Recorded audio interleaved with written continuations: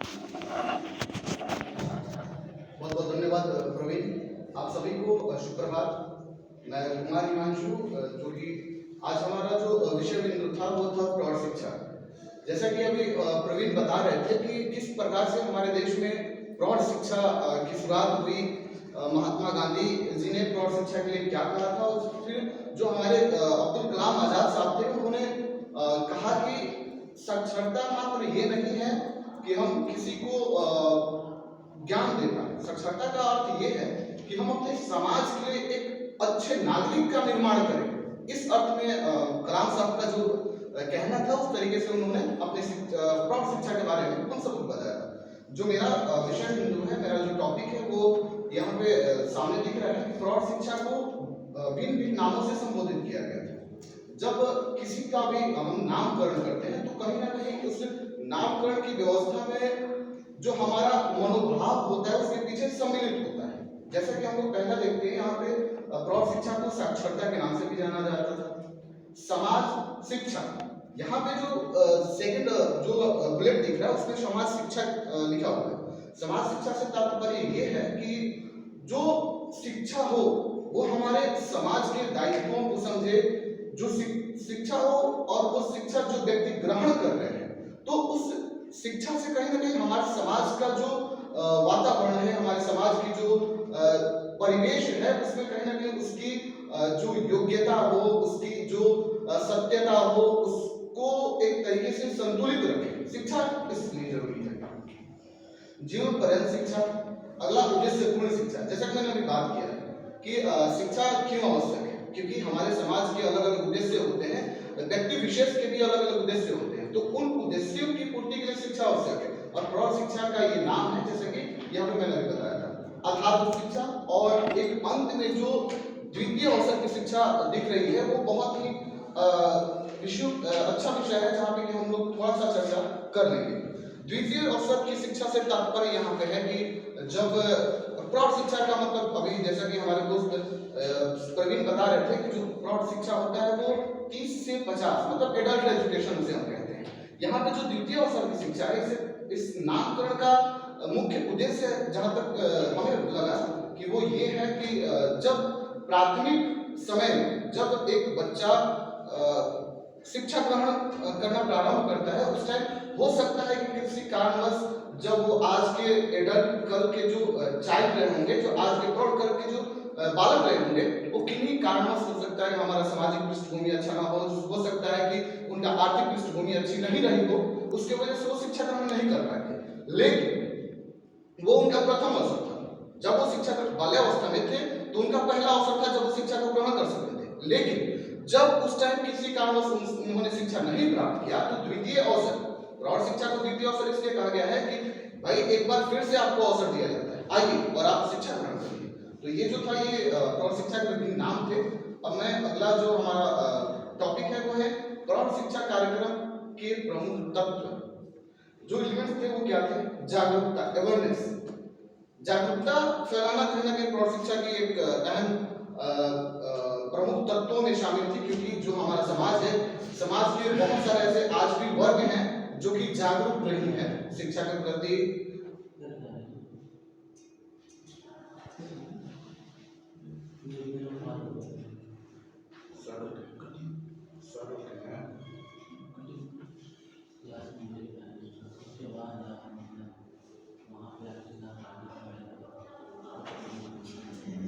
तो पहला भी हमारा जो टॉपिक ये था, पॉइंट था, वो जागरूकता। समाज प्रौढ़ शिक्षा कार्यक्रम में जागरूकता जो है वो बहुत आवश्यक है, क्योंकि आज भी ऐसे समाज हैं, ऐसे हमारे शुद्र इलाके में लोग हैं जो कि शिक्षा के प्रति आज भी जागरूक नहीं है। तो कहीं ना कहीं उनमें अवेयरनेस बहुत जरूरी है, क्योंकि वो भी हमारे समाज के एक अभिन्न अंग है। वो भी, उनकी भी एक अहम भूमिका है हमारे समाज निर्माण में, हमारे शिक्षा व्यवस्था में। तो सबसे पहले हम उनको जागरूक करने का प्रयास करेंगे। फिर है व्यवहारिकता। जो हमारा व्यवहार है वो परिलक्षित होता है शिक्षा व्यवस्था से। जब तक हम एक अच्छे शिक्षा को ग्रहण नहीं कर पाते, शिक्षा से हाँ मैं थोड़ा सा संस्कार को भी जोड़ना चाहूँगा, क्योंकि शिक्षा और संस्कार दोनों एक सिक्के के दो पहलू माने जाते हैं। क्योंकि यहाँ से व्यवहारिकता की बात की जा रही है। यदि हम केवल शिक्षित हैं तो हो सकता है कि हमारे व्यवहार में कहीं ना कहीं उतार चढ़ाव आए। शिक्षा के साथ यदि संस्कार भी हमारे साथ है तो हमारा व्यवहारिक ज्ञान जो है हमें बहुत ही अच्छे तरीके से अपने समाज में परिलक्षित होने के लिए कारगर सिद्ध होंगे। अगला हमारा है साक्षरता, लिटरेसी। साक्षरता इस मामले में जरूरी है क्योंकि जो समाज की अलग अलग पद्धतियां बनाई गई हैं, चाहे हम रोजगार की बात करें, चाहे हम समाज में एक प्रतिष्ठा की बात करें, उसमें साक्षरता लिटरेसी की बहुत आवश्यकता है। यदि हम अपने भारत की बात करें तो यदि हम हमारे भारत युवाओं का देश कहा जाता है। विश्व में सबसे ज्यादा युवा यदि कहीं है तो वो हमारे भारतवर्ष में है। और उन युवाओं को यदि हम साक्षर करेंगे, आज के युवा कल के प्रौढ़ होंगे। यदि आज के युवा को हम साक्षर करते हैं तो कहीं ना कहीं वो हमारे समाज की जो व्यवस्था है उनको सुचारू रूप से चलाने में मददगार साबित होंगे। अगला है राष्ट्रीय मूल्य। किसी भी व्यक्ति का जो वैल्यूज होता है, चाहे वो एक वस्तु की बात करें, एक व्यक्ति की बात करें, एक स्थान की बात करें, या फिर किसी भी ग्रंथ की बात करें, या फिर अलग अलग जगहों की बात करें, मूल्य जो होता है, तो वैल्यू होता है, वो सबसे मुख्य बिंदु होता है किसी भी चीज के लिए। तो यहाँ पे जो राष्ट्रीय मूल्य है, हमारे राष्ट्र के क्या मूल्य निर्धारित किए गए हैं, शिक्षा के माध्यम से हम उन मूल्यों को किस तरीके से स्थापित कर पा रहे हैं, हम किस तरीके से उन मूल्यों को बचा के रख रहे हैं, और अपने जो हमारी शिक्षा व्यवस्था है, हमारे समाज में किस तरीके से उन मूल्यों को स्थानांतरित कर रहे हैं। मतलब आज ये मेरे अंदर ये मूल्य है, ये राष्ट्रीय मूल्य है मेरे अंदर कि मैं अपने देश के लिए ये करूं, तो जो मेरे अंदर है वो कहीं ना कहीं जो आने वाला कल है मेरा, उसमें अब कैसे हम स्थानांतरित कर रहे हैं, ये भी ध्यान रखने की बात है। तो ये अभी भी प्रमुख तत्व थे प्रौढ़ शिक्षा के। बहुत जल्दी मैं चर्चा करूँ क्योंकि समय का भी ध्यान रखना आवश्यक है। यहाँ पे जो 1986 के राष्ट्रीय शिक्षा नीति में प्रौढ़ शिक्षा से संबंधित कुछ बिंदु शामिल किए गए थे, जो कि यहाँ पे है। पहला बताया गया था कि प्रौढ़ शिक्षा को प्राथमिक लक्ष्यों से जोड़ा जाए ताकि विशेष ध्यान दिया जा सके। जो प्राथमिक लक्ष्य है हमारा, जो प्राथमिक एम है, उससे यदि हम जब प्रौढ़ शिक्षा को जोड़ देते हैं तो कहीं ना कहीं उसमें जो एडल्ट्स हैं उनको सीखने में मदद मिलती है, उनको समाज में प्रतिष्ठा मिलती है, और प्रौढ़ शिक्षा की जो व्यवस्था है वो सुचारू रूप से चलता है। अगला हमारा विषय है निरक्षरता को हटाने के लिए शिक्षण संस्थानों, शिक्षकों, शिक्षार्थियों और युवा वर्ग का सहयोग लेना। यहाँ पे देखिए 3 चीज बताया गया है। पहला,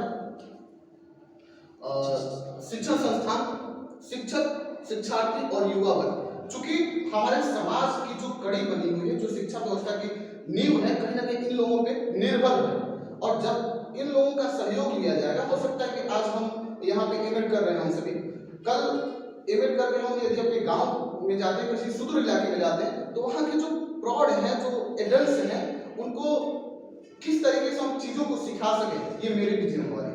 एक शिक्षक की भी जिम्मेवारी नहीं है, एक छात्र होने के नाते भी ये आपका दायित्व बनता है कि जो शिक्षा ग्रहण नहीं कर पाए हैं, बहुत सारा तरीका हो सकता है, तो हम उन तरीकों को अपना करके उनको शिक्षित कर सकते हैं। तो इसलिए कहा गया युवाओं की इसमें अहम भूमिका निर्धारित की गई, क्योंकि युवा हो सकता है कि एक शिक्षक अपने विद्यालय में है, लेकिन युवा हमारे समाज में, गांव में ऐसे घूम रहे हैं। एक युवा होने के नाते मैं छुट्टी में गया अपने गाँव और घूम रहा है, कोई ऐसे लोग मिल गए जो इच्छुक हैं, या फिर हमें लगा कि भाई इनको कुछ ना कुछ बताना चाहिए, तो हम फ्री हैं, वो आप चलते फिरते भी उनको कुछ सिखा सकते हैं। तो वो आपके द्वारा बताई गई चीज से यदि उनमें कुछ परिवर्तन आया तो वो भी कहीं ना कहीं अहम भूमिका है इस कड़ी की। अगला है प्रौढ़ शिक्षा कार्यक्रम के क्रियान्वयन के लिए जन संचार माध्यमों का प्रयोग किया जाए तथा दूर शिक्षा कार्यक्रम चलाया जाए। हाँ, दूर शिक्षा कार्यक्रम यहाँ पे, क्योंकि आज के जो वर्तमान शिक्षा स्थिति इसमें बहुत कारगर साबित हो रहा है। लोगों को जो जन संचार का माध्यम है, ऑनलाइन क्लासेस हैं, अलग अलग प्रोग्राम्स चलाए जा रहे हैं, उनके मदद से भी हम लोगों को बता सकते हैं, जो प्रौढ़ लोग हैं, जो एडल्ट एजुकेशन के लिए मान्य हैं, उनको हम शिक्षित कर सकते हैं।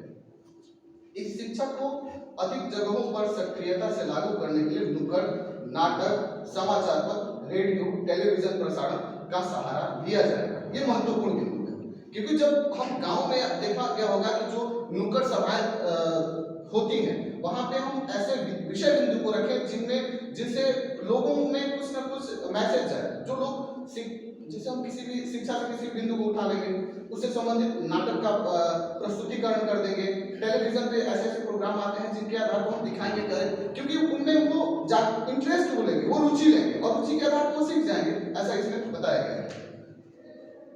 अब मेरा ये आजकल लास्ट जो पॉइंट है जिसको मैं चर्चा में लाऊंगा, एनईपी 2020 में प्रौढ़ शिक्षा से संबंधित कुछ तथ्य है, क्योंकि सबसे अपडेट जो शिक्षा की जो नीति बनाई गई है वो 2020 है।